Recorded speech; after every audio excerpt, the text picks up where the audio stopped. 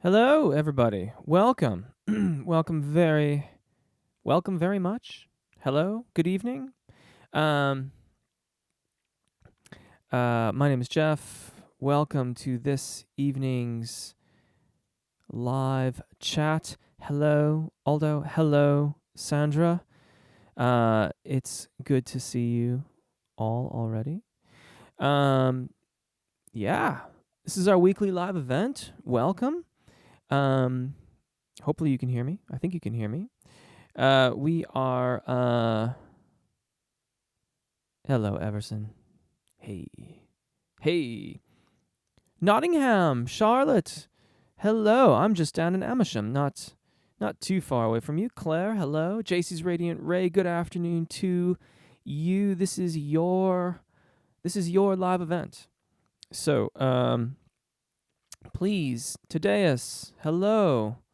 Excellent. Thank you. I really appreciate that, JC's Radiant Ray. I'm probably going to keep on saying that for the next several weeks while I get used to the new system that YouTube has going on here. Thank you, Tadeus. I was just about to say, be not shy. This is your live event. I am here hanging out to answer your questions. So please chat amongst yourselves. Do be kind to everyone. Ask me your questions. I'm not afraid.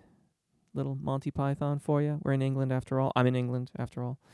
Yeah, so be not shy. If you're thinking of a question, I would say odds are pretty reasonably good that someone else is wondering that very same thing, and we all stand to benefit from it. So please chime in. This is your live event.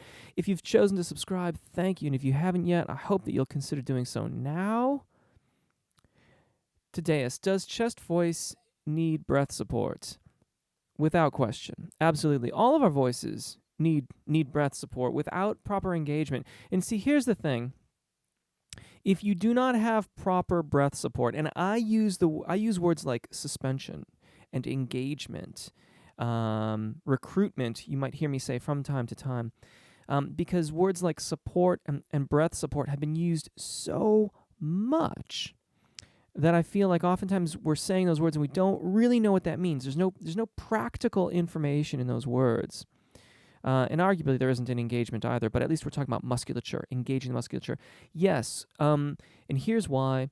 Without proper engagement, breath support, we cannot achieve true release of the vocal mechanism. We're always going to be using an amount of tension at the larynx on the vocal folds, pardon me, that sometimes might be right, but often will be too much. So with good airflow, we get good release at the vocal folds. I saw hello from Greece in there. Hello, Heidi. Hello and welcome. And from Luxembourg, Thomas F., I think you're the first person who has identified as being from Luxembourg. So welcome. Alberto, hello to you. And Stryker, hello. JC's Radiant Ray, I loved the how to work the mic. Yeah, the singing. I just, if you make up your own song, then you don't have to worry about copyrights. And I wanted to make up something that would kind of help remember how it was all working. And so what I thought, well, thank you. I'm very, very glad that you liked it. I believe that was your request, if I'm not mistaken. So hopefully that will help. And I think I'm going to do, I had a really fun time. You could probably tell in the video. I had a really fun time doing that. And I'm probably going to do a couple more of those and maybe give you more examples of what can happen when it's not quite right. And even that, I probably could have worked it. I probably could have worked it in a little closer, because you can really hear there's this thing called the bass proximity effect. Those of you who are familiar with microphone technique will know what I'm talking about. But you can hear how much of a difference there is when I'm so far away. And I probably could have worked it in a little bit closer, and it would have had a bit more warmth on my voice. But you know what? There's always another video, and I could happily do many many more of those. Today, yes, I am American, although I currently live in Amersham, which is just I usually say it's north of London, but it's actually not. It's more like north. I don't know. It's somewhere. It's not in London. It's like a 40-minute train ride out of London, but I think it's like northwest or northeast of it. Nayara Albino, hello from Brazil, and hello back to you. Altug, hello, welcome. Support, Maestro support, indeed. Gerald Ryan, welcome. Welcome, Gerald Ryan. Gerald Ryan's in the Philippines, burning the midnight oil, as they say. Altug, what vowel consonant combination can we use in place of the words when practicing a song? That's a really cool question. I would. I think there's a. Well.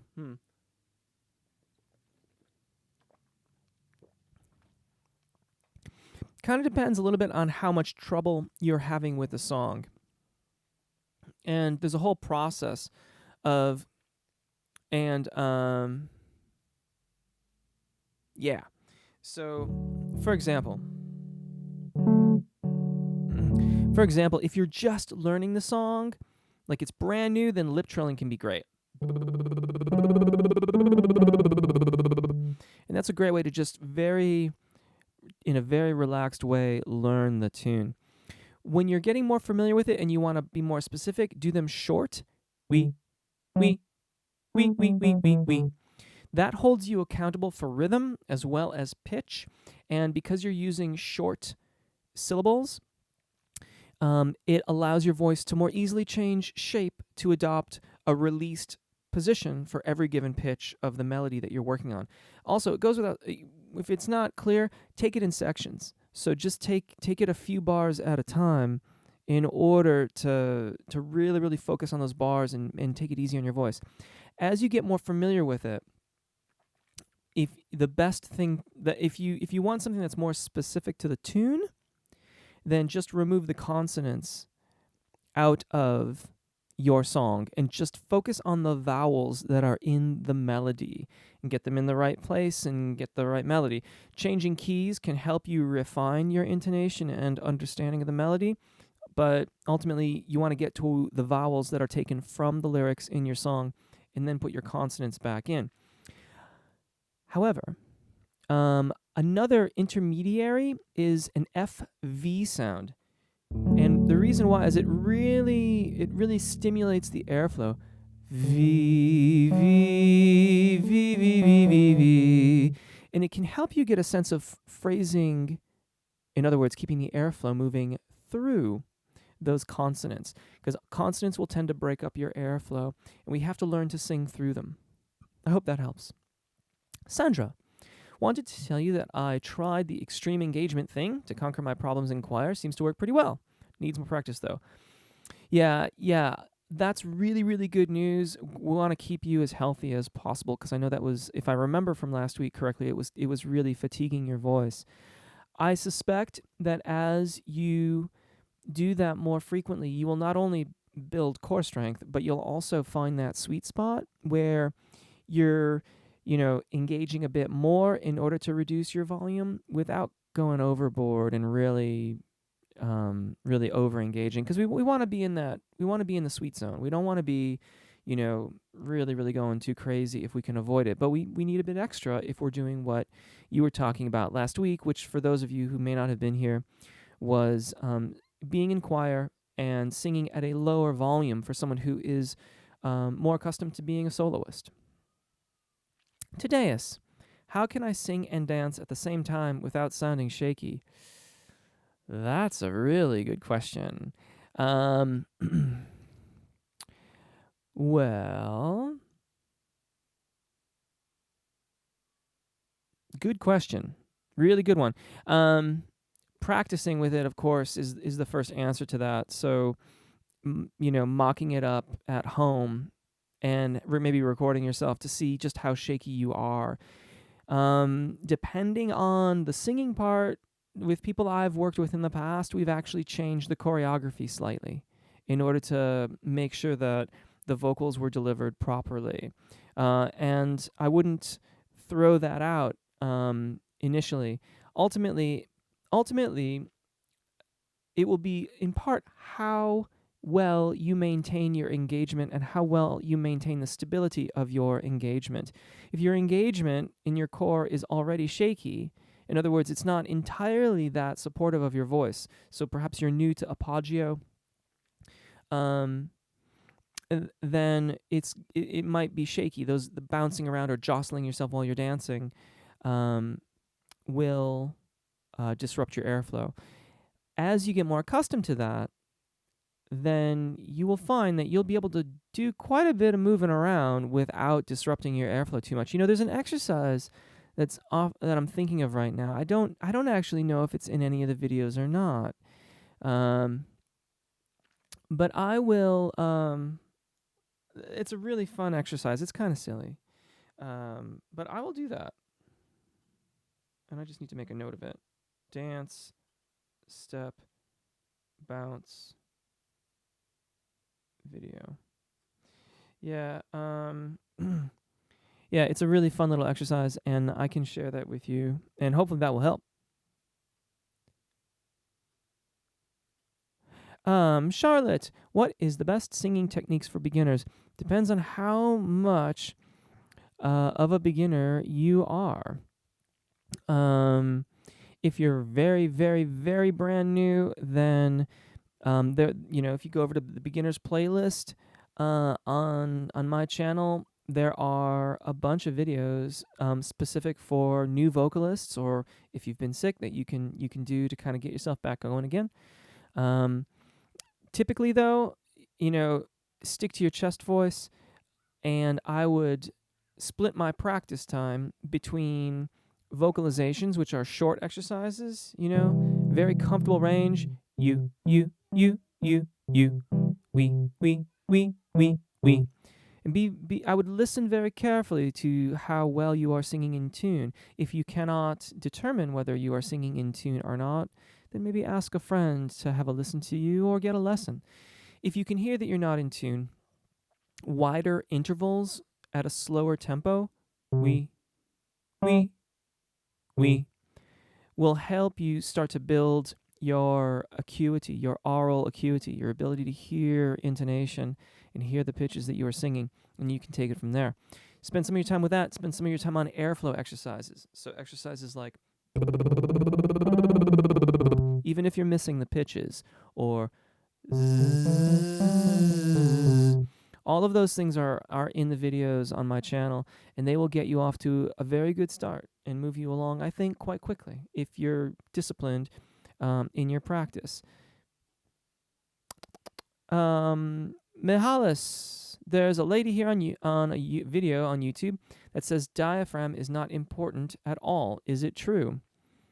Well, I imagine that she has her reasons.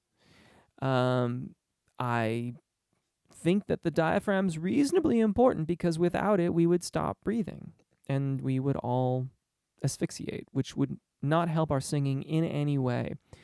The diaphragm's an involuntary muscle.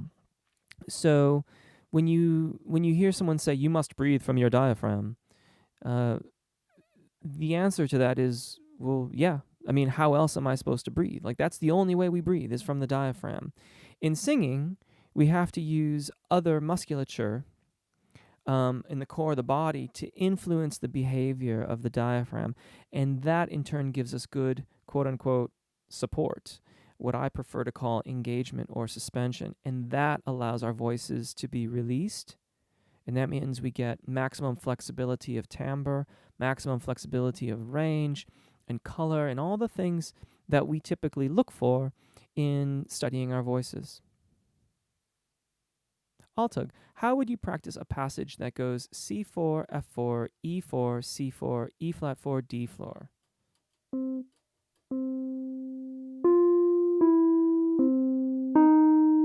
That's cool. I like it. Yeah, it's kind of like a little bluesy thing, huh? Well, like if you took the sequence that we did earlier, Did I do that right?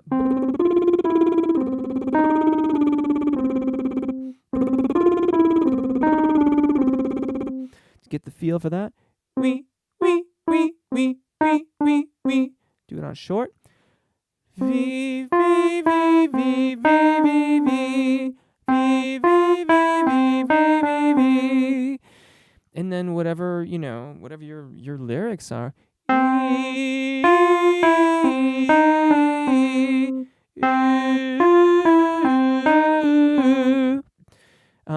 And then take the vowels out of your words and go from there. Isaac, hello from Toluca, Mexico. Hello. Friend, I have been working with your exercises for fix the vocal break, but my voice still breaks. Can you give some tip for fix this problem? Well, it really depends on how it's breaking. Usually we get vocal cracks or breaks when the airflow and vocal fold engagement are not appropriate for the pitch that we're in. Now, if you're carrying too much tension into the zona de passaggio, that could mean that you've got too much vocal fold tension, and that can cause you to break. If you're releasing, contrarily, if you release too much engagement and you allow your voice to abduct, the vocal folds open up so that you then get some space between them and the ligament is vibrating, then you're going to get a falsetto kind of tone production. Maybe tell me a little bit more about what is exactly happening, or as best as you can put it, and then I can perhaps point you in a direction. Yeah, my suspicions are that the chord closure video might help, but I don't want to speak out of turn. So maybe give me a little heads up on that. Tadeus, you're very welcome. I'm glad that I'm pleased. By the way, if I do not pronounce your names correctly when I read them on the screen, please give me like a little phonetic spelling. I want to, say them correctly. Karina. Oh, I will. Karina, I'm very sorry about that. I will take care of that after the live event this evening. Yeah, that's all I can say. If it should have shown up if you made an account on the website, then it should be in the account, and you can certainly, if you don't want to wait till we're done here, you can go there and have a look, and it should just download right down to your home system. Obviously, I can't help you troubleshoot anything on your end, but I can at least make sure that it's there, or perhaps we can figure out an alternate way to get it to you, which is no problem at all. From memory, on February 13, that's coming up quickly. Any tips on how to do it? Nice. Kind of depends on where you're at right now. It's your first public performance. Well, that's cool. And, brava for getting out there and doing it. That's awesome. Just take your time getting ready for it now. So think regular practice. Think lots of solid vowel exercise, lots of vowels taken from the melody, removing the consonants and singing through your phrases. That's going to really, really help the phrasing and overall flow of the song. If you can shift the keys around, like if you have a recorded accompaniment that you can move around a little bit, that can be very, very helpful in refining your overall hearing of the melody, and I would highly recommend you do that. And since it's your first public performance, lots of rest, lots of good hydration, so lots of water. Limit your intake of caffeinated beverages, or if you drink like soft drinks, the sugary things, I think they really gum us up, so I would try to cut back a little bit on that. And if you are of age and imbibe, consider maybe, a little less on the alcoholic side in the days preceding your performance, just to make sure that you're really on a nice even keel getting ready to go out and do your performance. Thomas F., thanks so much for your work. You're very welcome. My question: I am concentrating on developing my chest belt, but I get very loud when going up and no vibrato. Do you have tips for this kind of exercises? Okay. Well, one thing, if you're belting, you're going to have to get loud. If you don't, then you're just incurring even more strain on the vocal fold, which is going to fatigue you unnecessarily and prematurely.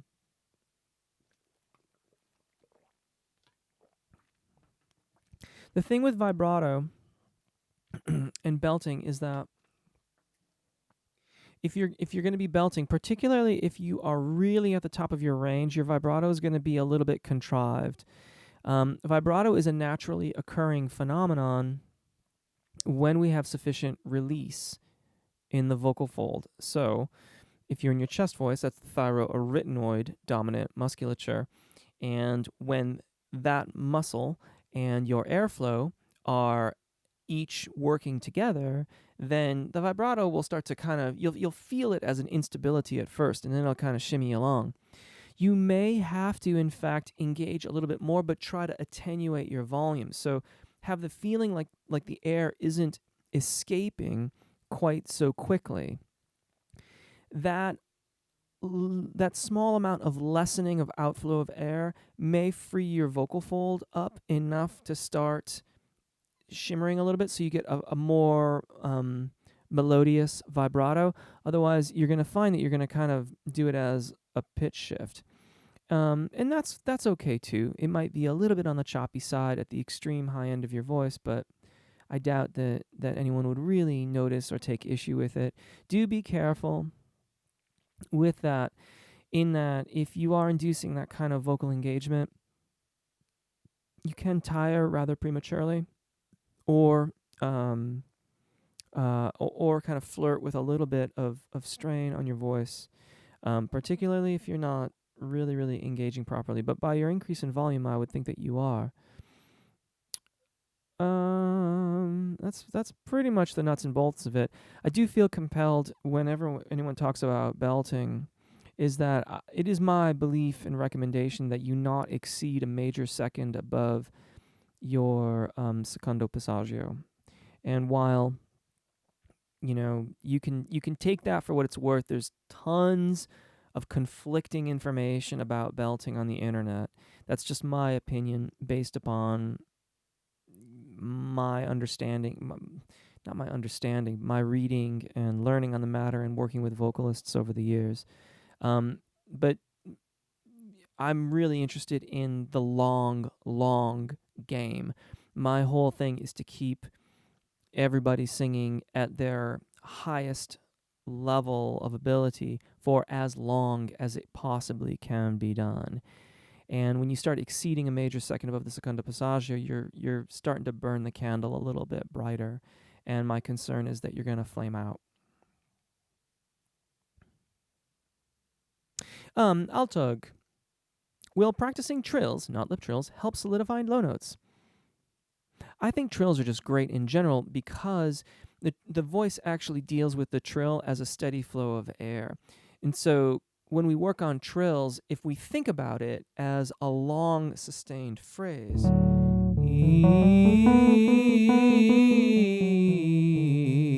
we get that nice contiguous line of notes.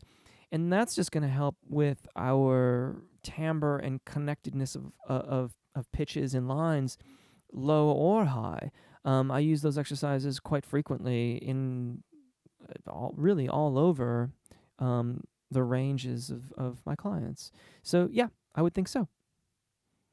Monsieur Maubet, hello. I'm having my day has only gotten better as the day has gone on. I don't want to sound like I'm always sick, but I had a migraine this morning when I woke up for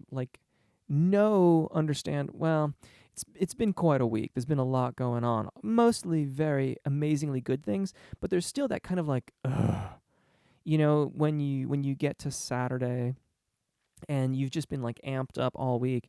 And so yeah, I woke up this morning with all the telltale signs of migraine headache, but I am feeling much, much better now. Thank you. Heidi Banker. Your technique to break down a new song into lip trill vowels Only Then words really helped last Saturday. Awesome. When I had to quickly learn a new song without notes. And see, and I admit I'm guilty of this one too. Heidi, thank you for throwing that out there. I really, really appreciate that. Because I have to admit, I am like horribly bad at following my own advice on that one.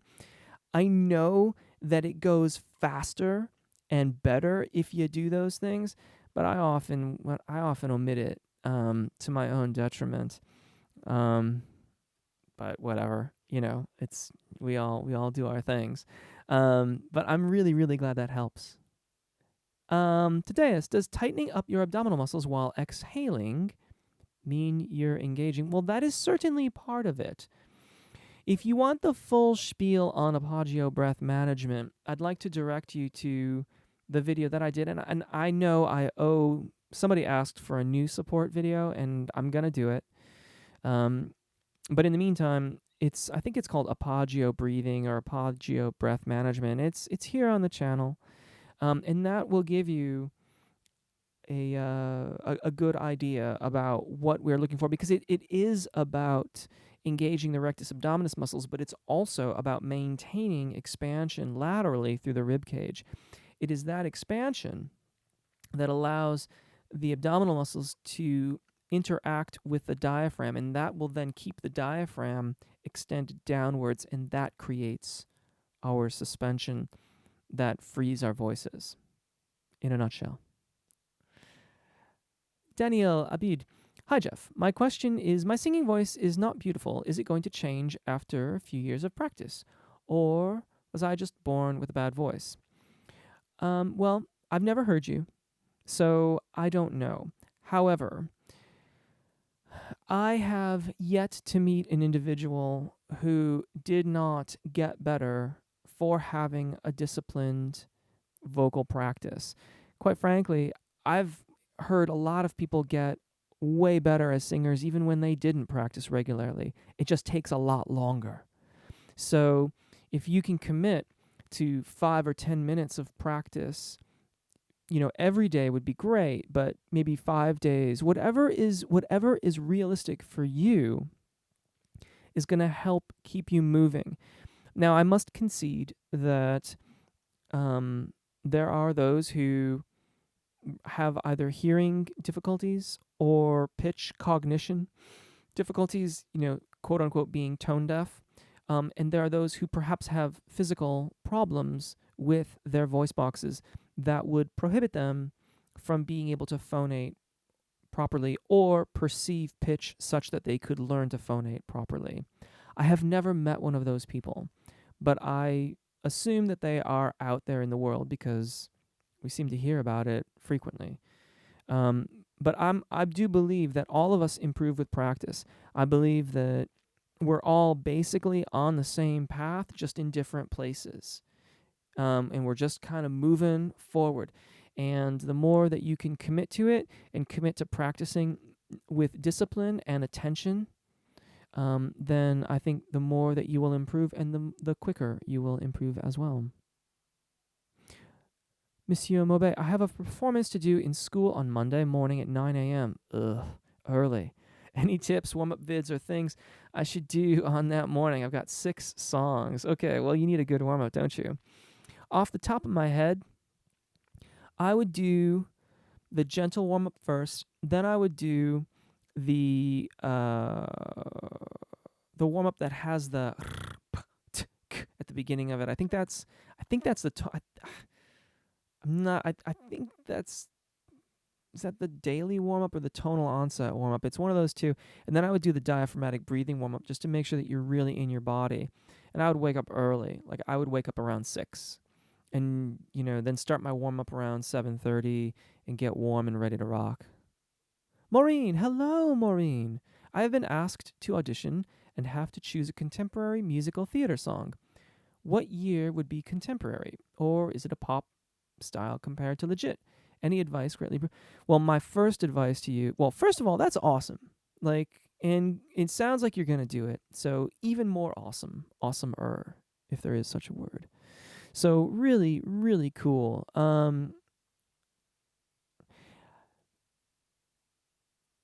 I would really see. Okay, so if there is written material on what their audition requirements are, I would read over it several times to make sure that I thoroughly understood what the requirements were, so that I could adhere to them um, exactly.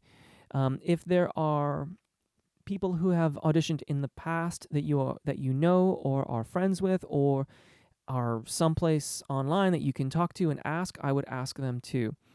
And then, you could start whittling down what might work for you. You need to consider as well what's in your wheelhouse. Like, what are you really, really good at that is also going to satisfy the audition requirements? So there's like two, if you know a Venn diagram, right?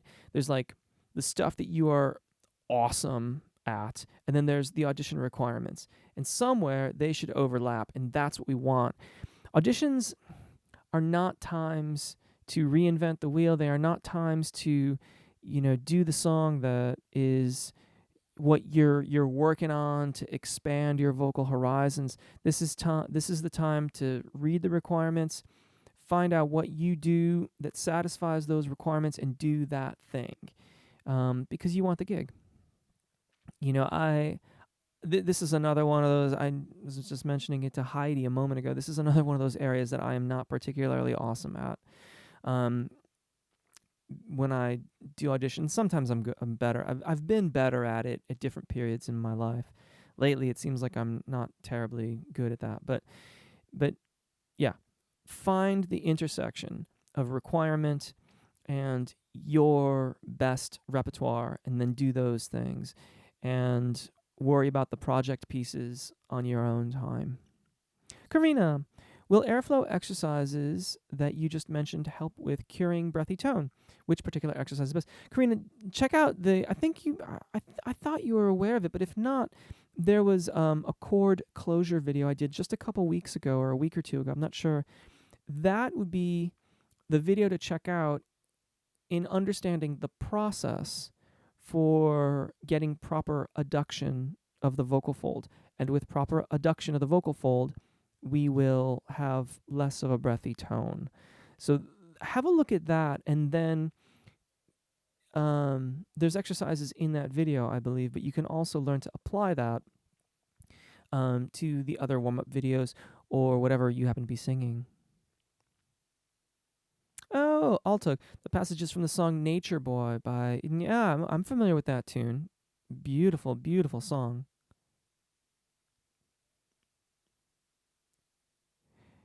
Karina, sorry, I was thinking, because Altug, I haven't listened to that Altug, but Altug, you posted that on Sequencer. I'll have to have a listen. Which, by the way, for those of you that are interested, Sequencer is the closed Facebook group where many of the people here in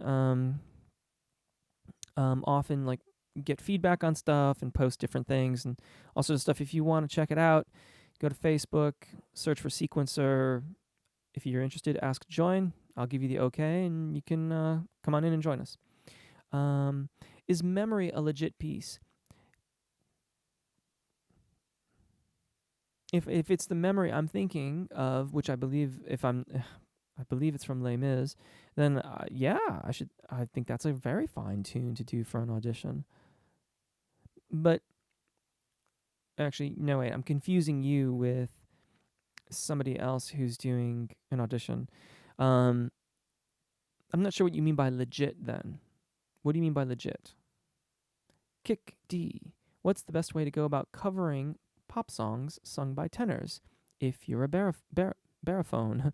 Baritone.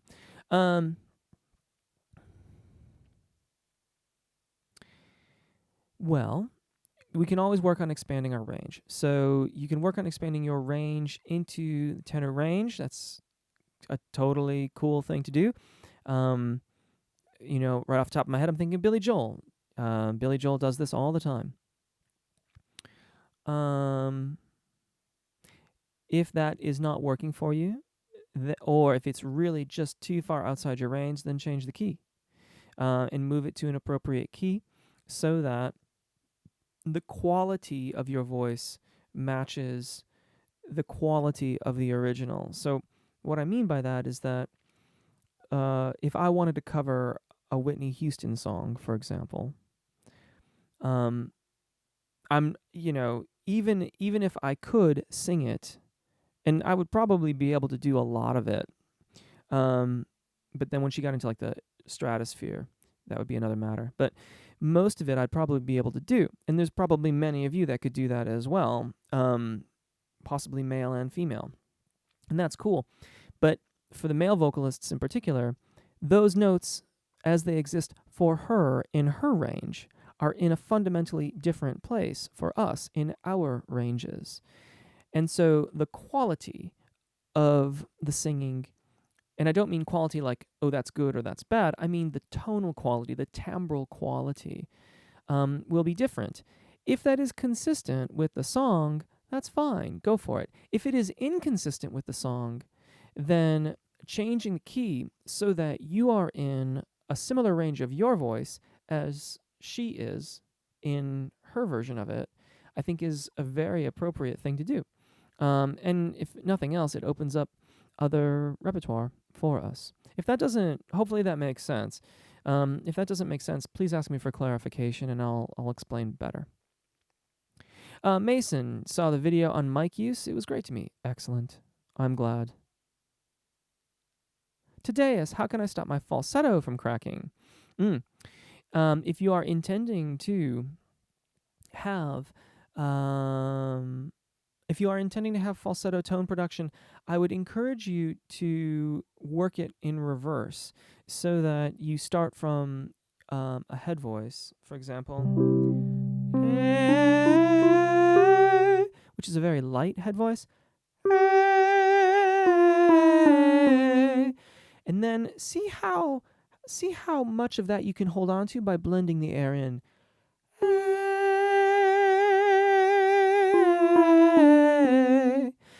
And that way, you will not only get a falsetto tone production that won't crack on you, but you'll be able to do much longer phrases. Michael, I'm glad you're finding it amazing. And as far as I know, you are the first person to join us from Nigeria. Thank you very much for joining us. We got Luxembourg and Nigeria tonight. It's feeling very international this evening. And I know Brazil is out there and the United States. Turkey is out there. Trying to think of any place else. Please feel free to give a country shout if you like. Karina, excellent. You're very, very welcome. I'll practice memory just using the vowels first. That will really help me with enunciation. Should I belt the last passage? Entirely up to you. Entirely up to you. I want to help you, in the plural format, you all, use your voices in as healthy and a sustainable way as I possibly can. Choices around belting or making transitions into your upper register are artistic decisions, and I defer to you on those matters. I am here to help you achieve what you determine to be your artistic flavor, your artistic goal. So it's up to you. Alberto, I would like to know if you have any advice on how to improve tone in the low range. Your baritone full range warm-up is a part of my daily practice, and I love it. Awesome. Awesome. As a baritone, you are capable of far more richness in that area where that video goes. Much more richness than I could even dream of. And while you have capabilities that I do not, there are certain things that we share. One of them is that you can enrich that sound somewhat by making sure that you have a balance between openness and brilliance.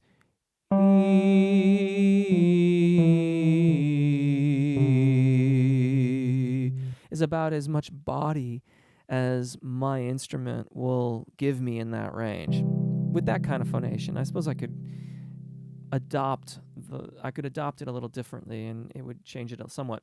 But for me, most of my richness comes from a brightness.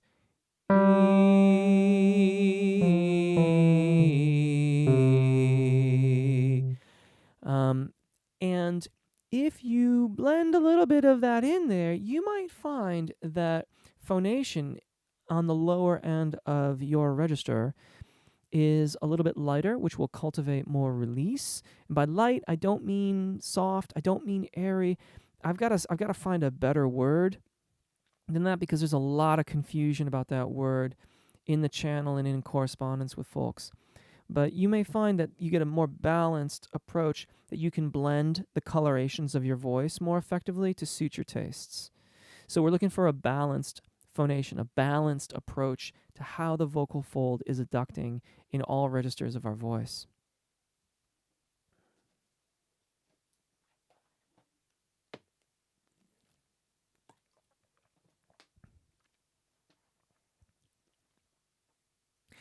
I'll take somebody called belting as register violation.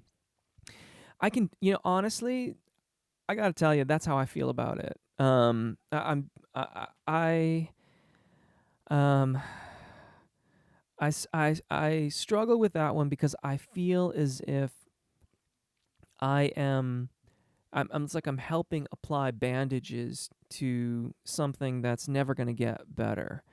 Um, and but people want a belt, and particularly in theater, certain colorations that come with the call of the voice are difficult, shall we say, to replicate when you're not belting. Not impossible, but you've got to really, really get your resonances dialed in order to make those things work.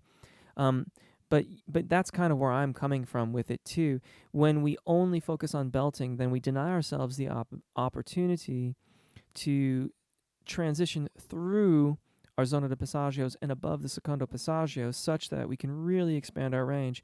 And furthermore, the longer we do that, rather than working on the transition, the longer it will ultimately take, if ever we get the timbres to truly match above and below the secondo passaggio. Tadeus, what's your highest note, Jeff, and what's your highest belt note? I haven't checked my highest notes in a while. Um, the highest that I don't really belt. I choose not to belt.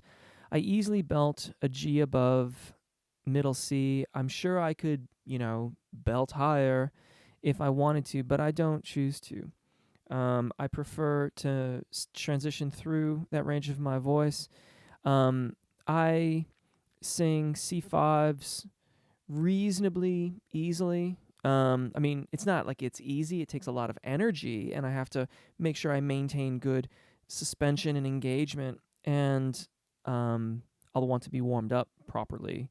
But C5 is reasonable.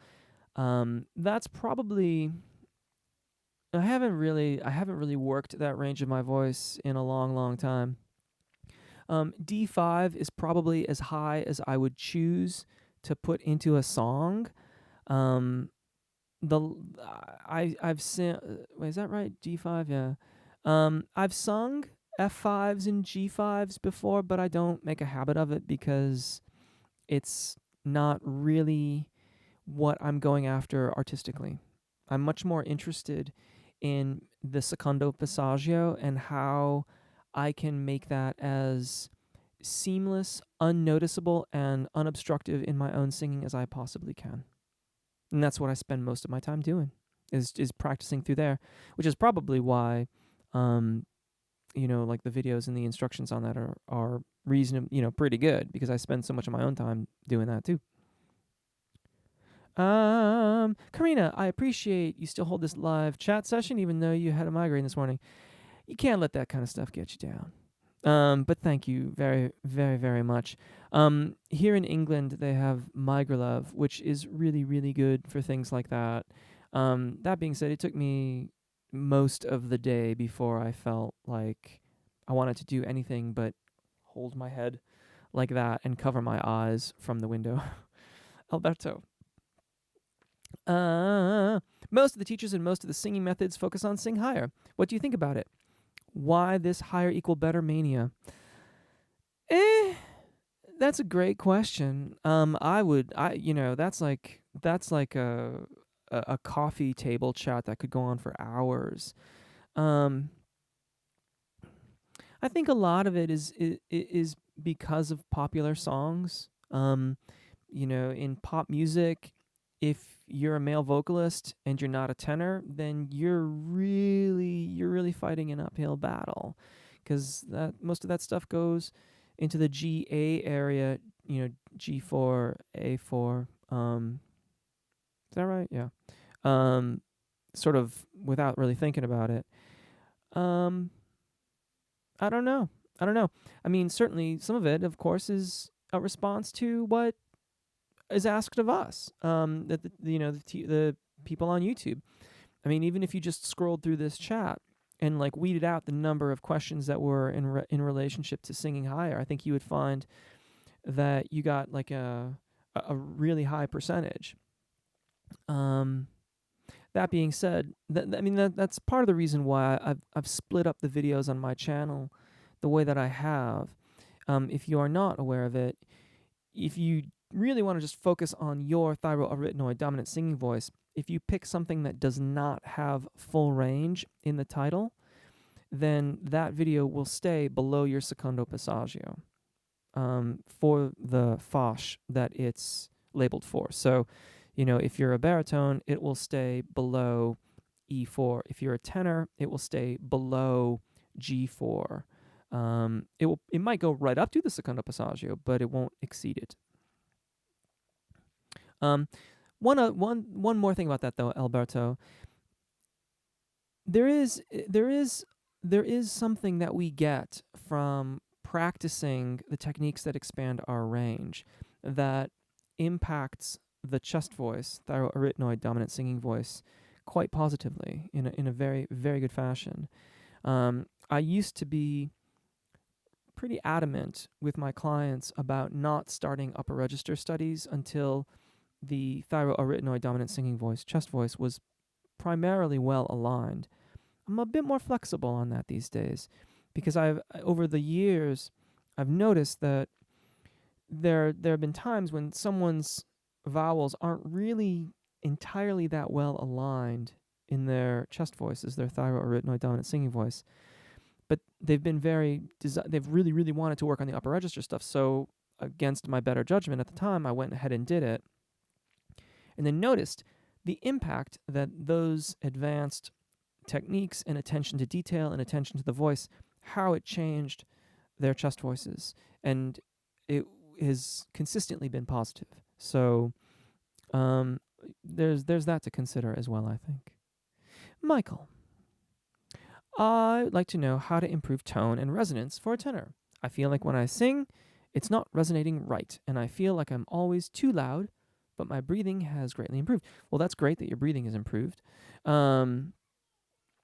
Start with the short. If you really want to evaluate tone quality, my advice to you is to evaluate balance.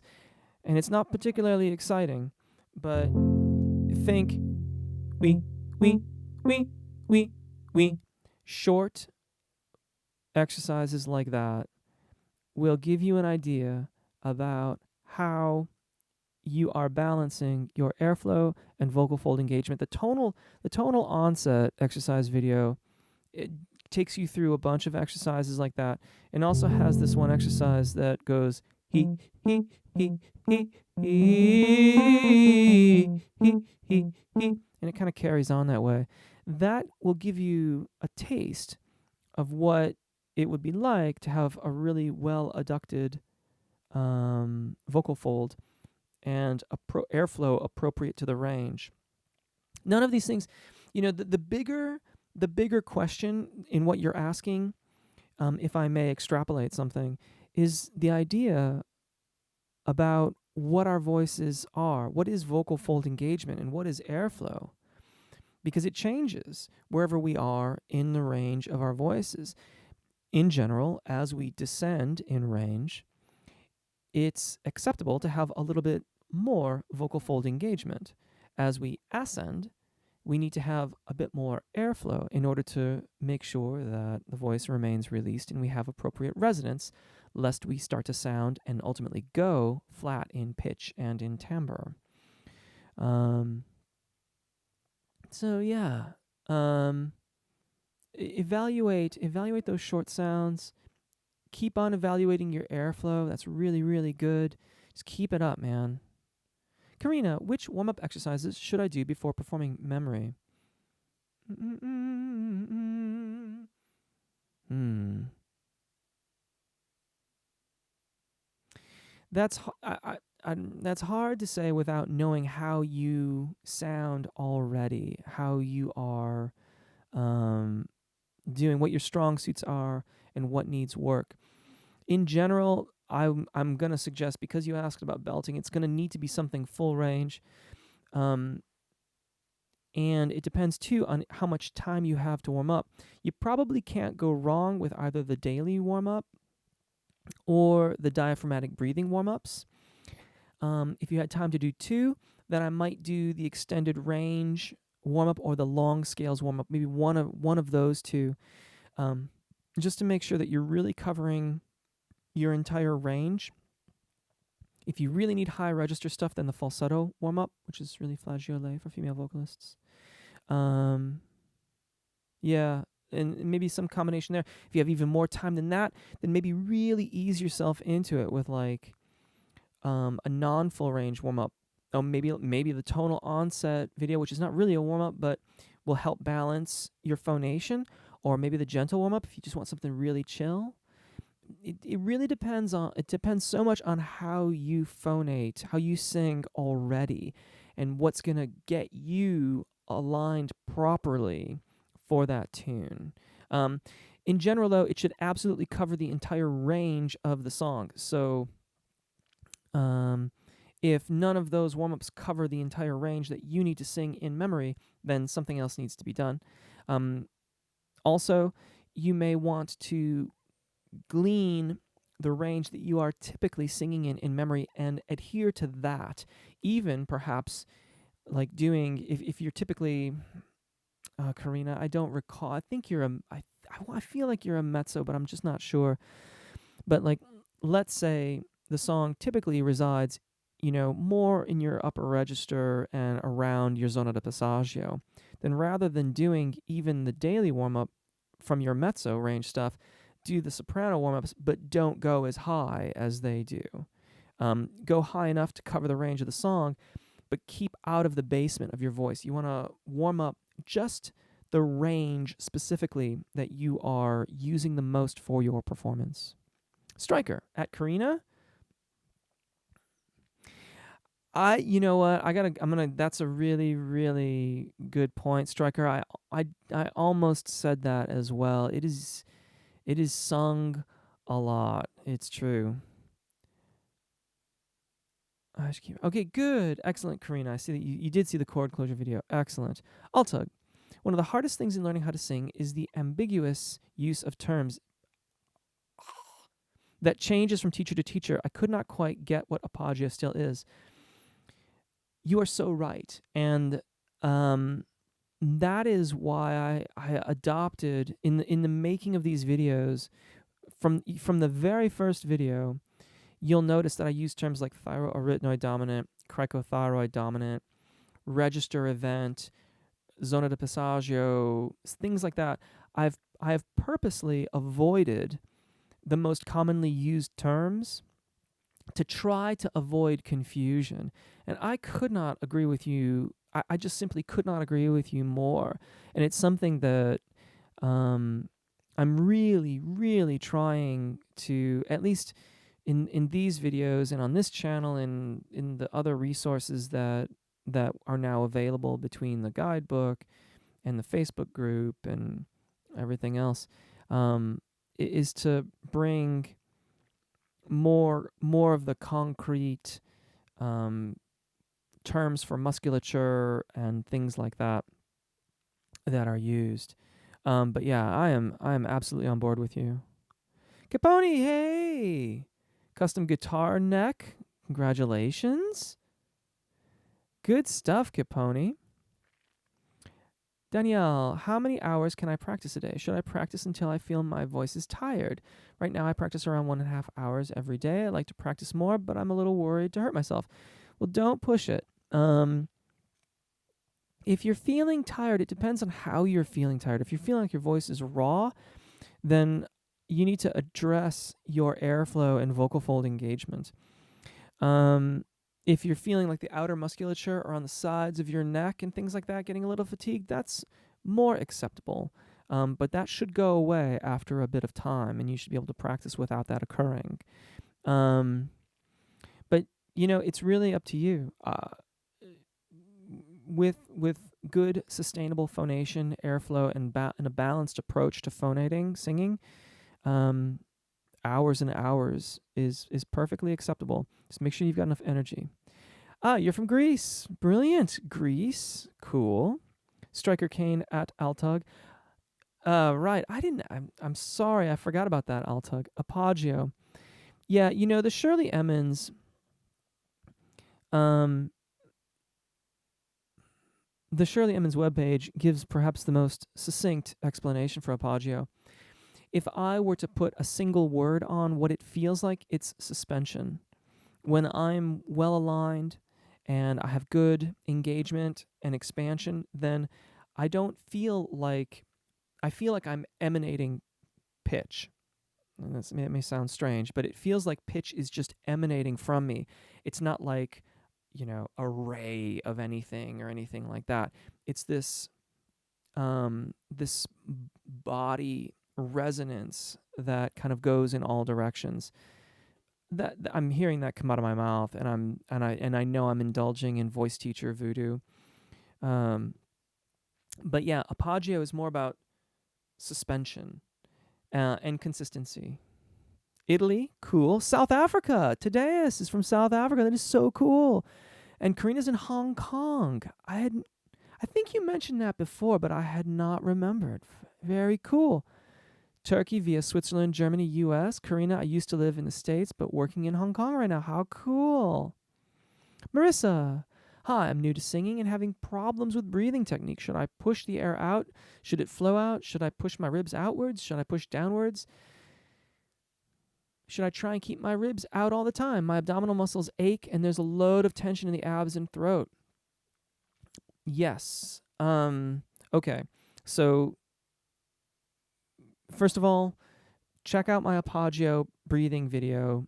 That will give you a good explanation of it. We want to have consistent lateral expansion. If you expel so much air that the ribs collapse, then you need to take a breath sooner than that. Think about never more than 80% full of air, never less than 20% full. We want to be in that 80-20 zone of air. That will help you keep this expansion very, very consistent. We expand laterally. The rectus abdominis muscles lift towards the sternum to interact with the diaphragm. The inner and outer oblique muscles are going to help stabilize the whole process. If you may find that in the beginning stages you are using more muscle force than is ultimately necessary. This is entirely normal, and something that I personally went through, and though I would not wish it on anyone to have to deal with, that is normal. Things to do, there's another video of mine called The Lean. You can adopt that position, that kind of engagement that you will feel, and if you have a bad back, don't do it. That kind of engagement is similar to the kind of insistent engagement of the core muscles that make Apogeo efficacious. Additionally, you can also sing with your hands over your head, and the diaphragmatic breathing video has a lot of exercises that integrate these exercises into your vocalizations. So I do hope that that's a reasonably good amount of stuff to get started with. Hopefully that something in there will kind of switch it over. And also the Shirley Emmons webpage is excellent. Lola, London calling. Hello. Hi, Jeff, everyone. Hi, everyone learning so much. Lots of the issues I have and have been addressed. Excellent, like belting, breath control, and correct muscle engagement. Thank you all. Just what I was saying, Lola. If you've got a question, be not shy. I'm gonna kind of speed things up here to wrap this up. Altug is saying thank you to Striker. Striker is talking to Marissa. Mobe, any update on those assessments and I guess breakdowns of the songs? Some were requesting on Twitter. Gonna get to it. I'm gonna get to it. I started looking through public domain information to pick something. I just haven't found it yet. So, yep. Another weird thing, whenever I drink coffee, I feel like it really smooths the voice and I get a much better breath when I have coffee. I've never sang before I have coffee, but voice always wants to. Was just wondering what this is from. I don't know. It may just be that, it's part of your ritual and you chill out. I don't know. I'm an avid coffee drinker. I drink coffee all the time. It doesn't seem to have a positive or negative impact on my voice. Tea really does though, and it might just be the milk in it. But yeah, I don't know. It may be opening up some of the coffee can have like a dilating effect on your capillaries. So if I take that one step further, your lungs are lined with capillaries that oxygenate your blood. I mean, it's a stretch. Admittedly, it's a stretch, but maybe you're getting a little bit of capillary dilation there from the caffeine in the coffee, and it's helping you get a better max delta O2 changeover of oxygen into the bloodstream. Lola, awesome. Yes, I agree, Lola. Awesome questions tonight. Michael, you too much. I love it. Thank you so much. Thank you so much.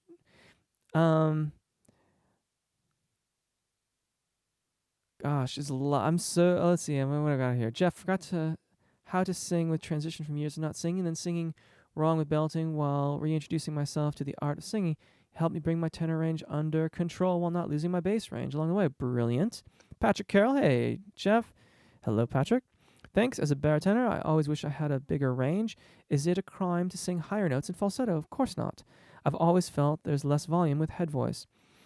You may not be making as smooth a transition as is possible in order to use those registers of your voice.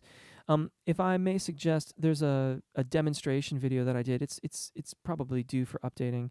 Have a look at that. In it, I talk about ranges and registration events and how to carry more of the resonance of our voices across those registration events. That will make your head voice basic. I mean, it will make it consistent with your chest voice, and your falsetto will be consistent as well. So you get more volume and more consistency of resonance and color across a wider range. Mason's got clapping and hearts, which is lovely. Altug, the Mober is talking to the Mober. Danielle Sanders, yes, I can do more relative pitch stuff.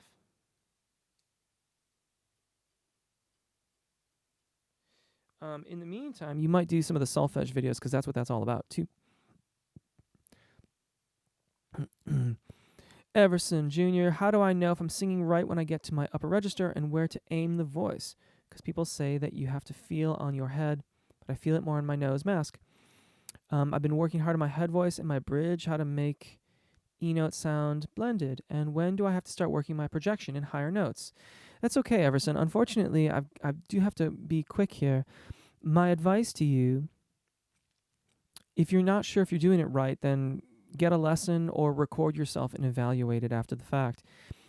If it's out of tune or sounds strained or you felt strained when you did it, things like that, those are all not ideal.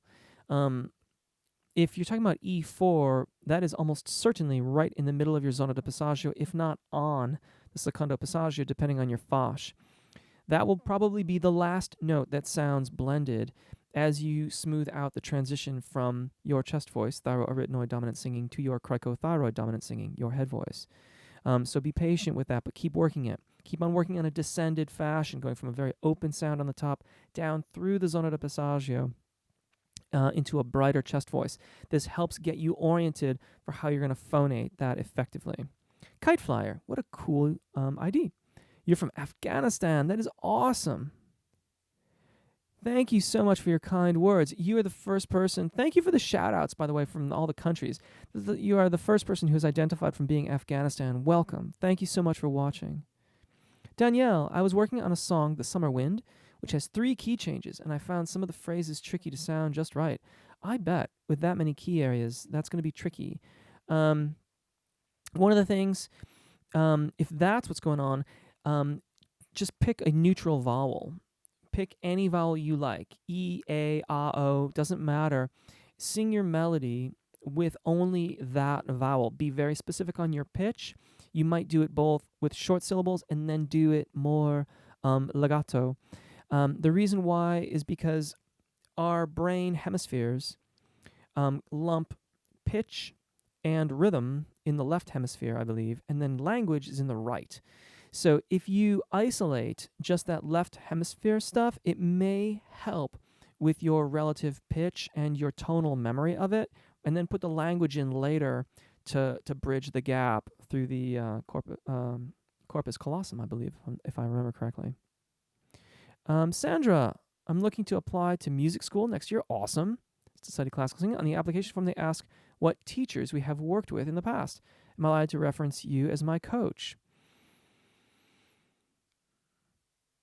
You might have to reference me in terms of, well, that's interesting because, of course, in the first global open mic, we're going to be, at least meeting in that capacity. So you may have to put some caveats on there. But I think that referencing me is perfectly fair. I'm certainly very pleased, and I feel very, very positively about what's on the channel. And, yeah. So, but we should talk about that more on Sequencer, and then we can talk about it too in the global. I think that's what I'm going to call it, is the global open mic, by the way. Karina is thanking Striker. Altug, so is Inhalar la voce and Apagio same things or things that support each other? Similar as far as I can tell. Every time I read Inhalar la voce, I have to go back and look it up because it just like goes out of my head. Because I know I've talked about it twice. But I believe they are complementary to one another. Kiteflyer, please, when you get a chance, please make some Eastern scales. Like, oh, wow. Hindi scales, you'd be watched by at least a couple million people more. Thank you again for the great job. That's an awesome idea. And I'm happy to.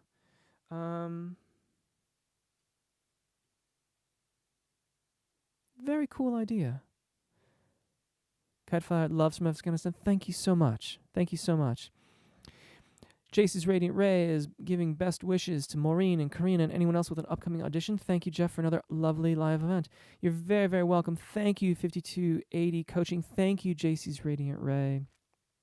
Alberto, do you teach how to sing with a raspy tone distortion? What's your opinion about singing with this kind of colors? Forming. I'm experimenting with it, and I'm looking for more information to make sure that I am teaching it correctly.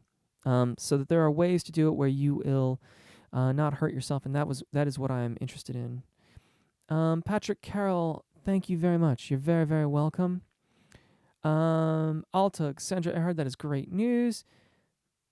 Oh, Altug has some very interesting information about caffeine. Bronchodilator drug. There we go. Danielle Abid, thank you. You're very welcome. Patrick Carroll, Duluth, Minnesota. Cold but beautiful there. Minnesota. I believe that's where Prince was from, if I'm not Duluth, but Twin Cities, I believe. Great session. Indeed, I agree, Altug.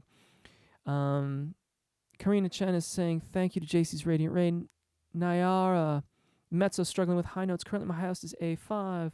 Want to conquer that high C6 so I can expand my repertoire. Any tips? Yeah, look for the extended range stuff on the channel and work airflow. Do your airflow exercises. Thank you, everyone, for such an awesome session. Thank you, JC's Radiant Ray, for your kind wishes. Thank you, Heidi. Heidi is seconding the Eastern scales. Maureen is sending best wishes to us all. Thank you so very much for an awesome session. Everyone, have a great, great week. Thank you for your questions. Thank you for joining me. Have a wonderful week. I'll see you next week, hopefully, if not in the comments before. Thank you, Karina. That is very kind. I really, really appreciate it. As always, take really good care of your voices. Enjoy singing, and I will see you next week, if not before.